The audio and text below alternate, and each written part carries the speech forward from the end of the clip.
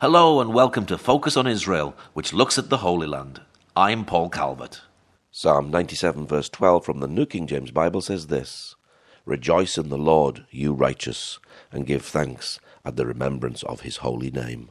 I'm with Gert Van Vliet from Christian Friends of Israel. Now, you've just recently been up in the north. What have you been doing up there in the north? I'm in charge of the project Communities Under Attack, and the northern border is continually under attack. Even though there is a ceasefire between Israel and Lebanon, the ceasefire did not contain Hezbollah.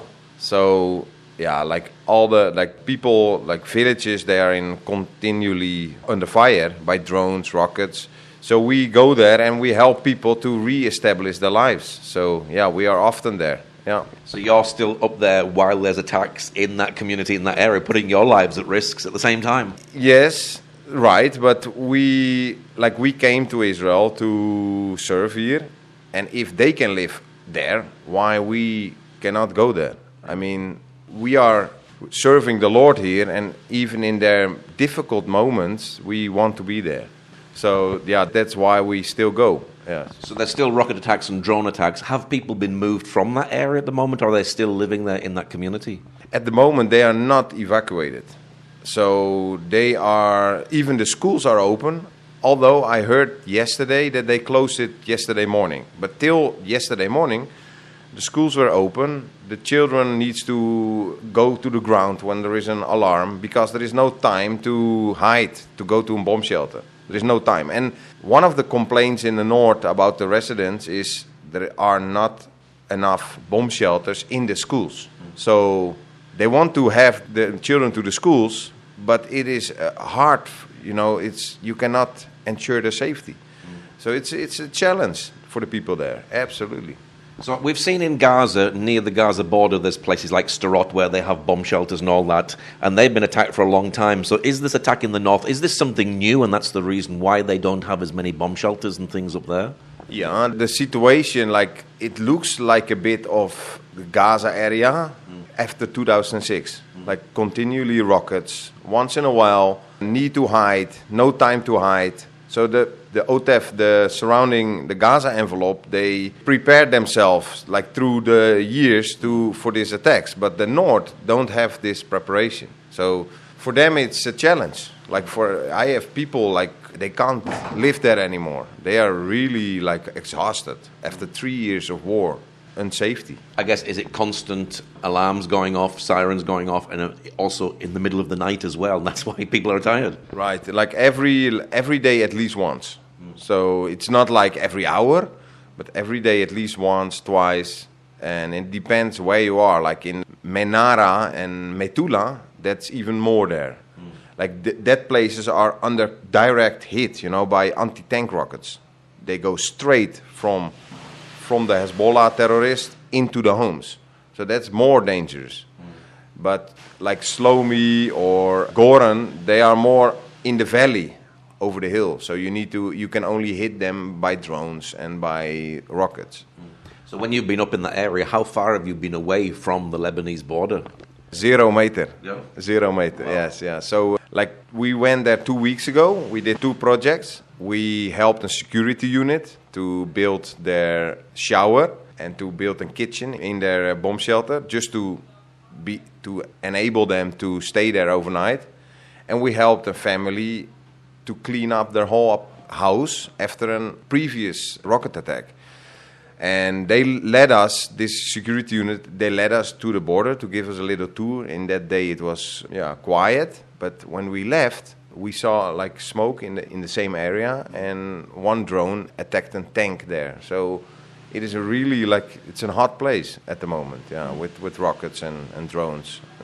Yeah. So you were cleaning up a house after attack. What was the house like? What condition? Had the house actually been hit itself, or was it just outside? What happened? No, because of people forget that even though the rockets are intercepted, the blast makes such an impact on the structure of the home. So in their case, the wall were cracked, the beam of the roof was cracked, it collapsed down just because of the blast. So the government took care of all the major reparations, and we did all the small things around it. I imagine if structure has been damaged, then it's not livable. True. So people, they stay, in this case, they stay in the shed. So they stay already for, I think, for 1.5 years in a shed next to their home. Wow. Yeah, so it's like we are now talking from Jerusalem, but many people have no idea where these people go through. And they are actually our border keepers, the border keepers of Israel. If they go away, will the border stay, you know? You understand? Like, it's so important that the people stay there and guard the gvulot, the borders. But yeah, it's a big complaint about the people there. They complain about the government, that they don't feel the support from the rest of the country.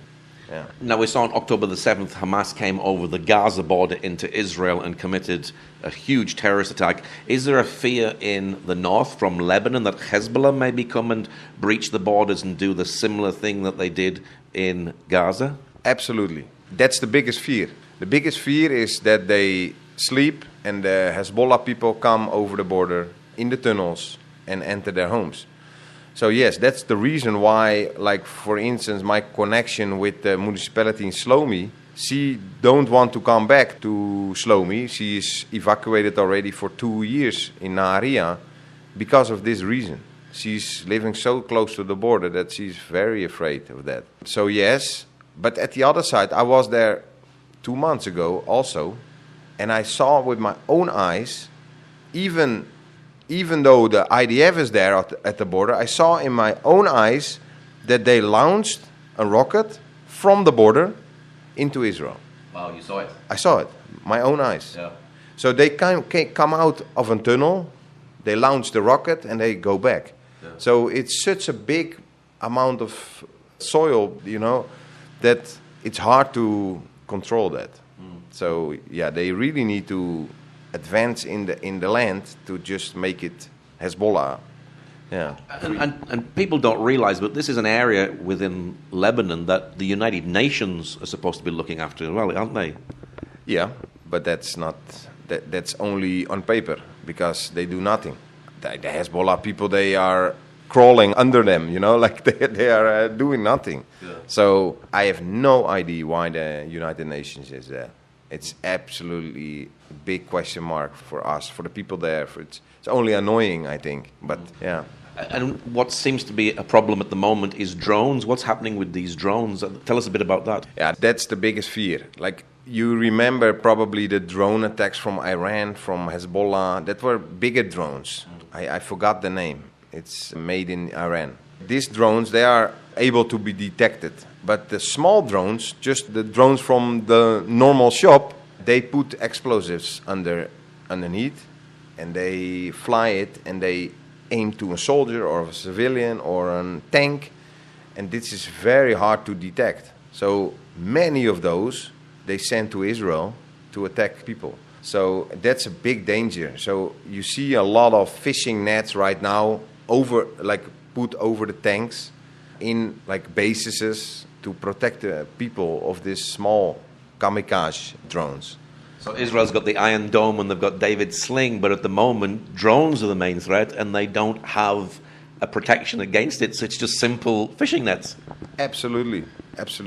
They have the most advanced defense system, but for this it's a nightmare for the North at the moment. Yes, it's a nightmare. And like yesterday, I received a message from my contact in Slomi. Her brother is part of the security unit in Goran. And they were called up to help to get a fire out, you know. And they went there with the Jeep. And one of these little explosive drones hit their Jeep upside down. One lady died, a soldier. And two of them, and I know them personally, they are in critical condition in the hospital. One of them lost his finger, many shrapnels in their bodies, and they are fighting for their lives. Two security guys. They're guys that defend their own village. And yeah, so these drones are a very big threat. Yes, it's a big thing. And how did you get to know them and bless them through CFI? I got to know this security unit because of a request for helmets. So I think 2 months ago we went there. We brought helmets to protect them. And we brought uniforms, shoes, and it was actually very touching to receive a message this morning, and I will read it to you. It's from one of the guys from this security unit, he said, "Thank you so much. We all hope they will get through this and come back to us healthy and safe. The helmets you donated were on them during the incident. And in Tamir's case," this is one of the guys, "it truly saved his life." Wow. So if you realize that you saved someone's life through a donation, it's a big thing.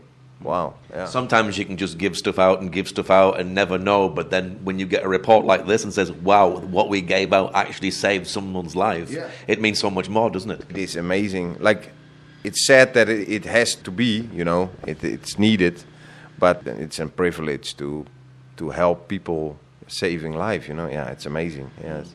Are you building good relationships with the community up there? Oh, yes, yeah. It's amazing. Like, we have Goran, we have Slomi, and they really embraced us as friends. And we help them a lot wherever we can.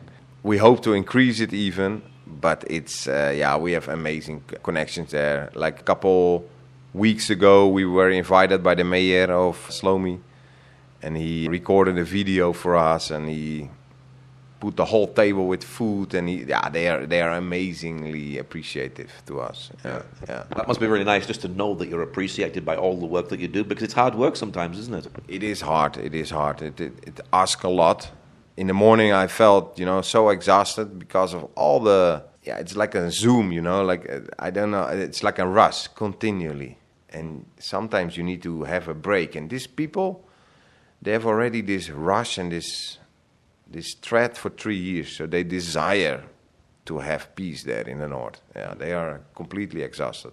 What's it like for you living under war? You have family yourself here in Jerusalem. What's it been like for you? I imagine it's been tiring for you as well. Honestly, I'm very tired. Honestly, yeah, it's living in Jerusalem.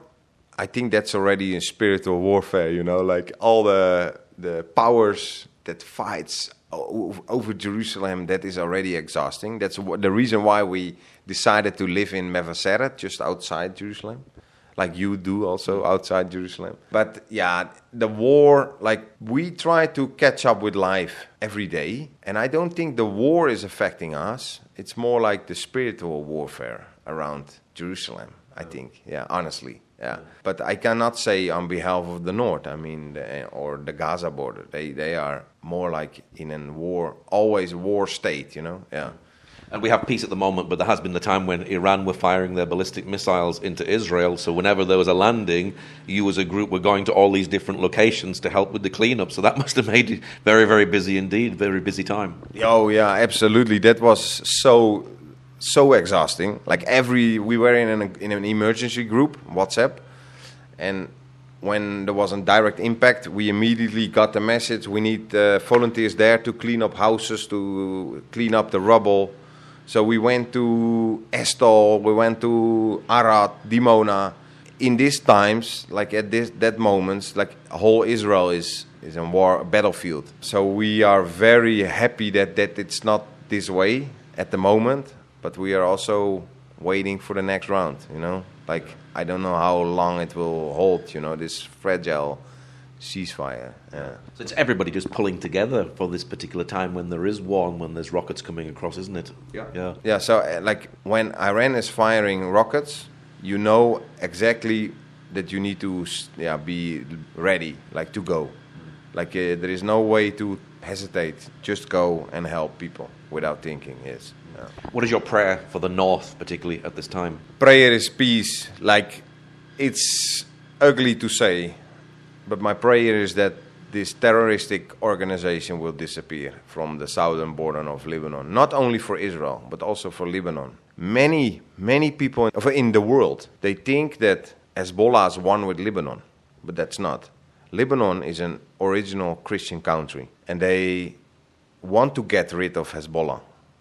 They are trapped by them, and they are trapped. They got them in the war. Like, and I think my prayer is that Hezbollah will go there, and not only Israel will flourish, but also Lebanon. Yeah, like in a free democracy. Yes. Yeah. What's the website for CFI for people who'd like to know more about the work that you do? It's www.cfijerusalem.org. .org. Yes, that's the website. So you can find more about what we do. Well, Gert, thank you very much for sharing today. Yes, you're welcome, Paul. Thank you very much. Thank you for joining us today. Pray that God will move by his mighty power in the Holy Land and bring his peace.